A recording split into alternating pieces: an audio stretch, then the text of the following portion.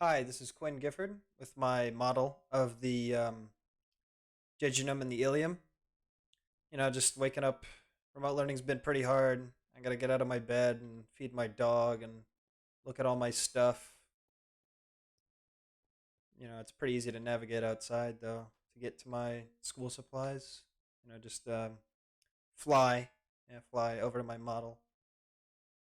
Um, this is a representation of the large intestine and of the small intestine, separated it into the parts that are located um, inferior to the large intestine.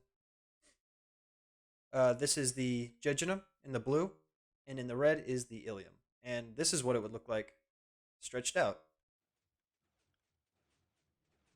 Let's just take a look inside.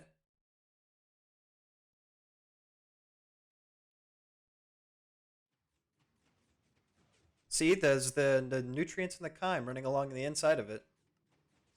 Um, this is the jejunum in the blue. This is where a bunch of stuff gets sorted out of the chyme, a bunch of nutrients like amino acids and such. You can see some of them coming along here.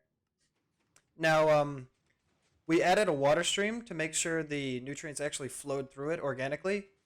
But in real life, what actually does the work is the contraction of the muscle along the entire thing of it, called peristalsis.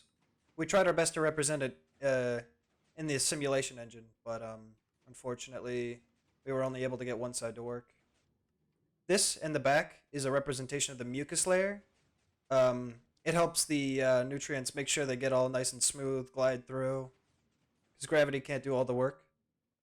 Over here is the ileum. This is where it starts. The main difference between the jejunum and the ileum we'll get into a little later once we reach the Peyer's patches. Now these are the villi and the microvilli. They are the main absorbers of the small intestine. They filter the good stuff out of the bad stuff and distribute it to the bloodstream through vesicles and capillaries and, just like general lymphatic nodes. Near the end here is a Peyer's patch, which is a lymphatic bacteria detector. It makes sure all the bacteria rather, gets filtered out. This is our representation of the muscular sphincter at the end of the ileum, which leads into the large intestine.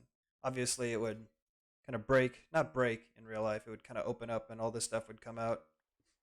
But in the game, we just decided to represent it with a block, just kind of a wall. This is where the villas lead.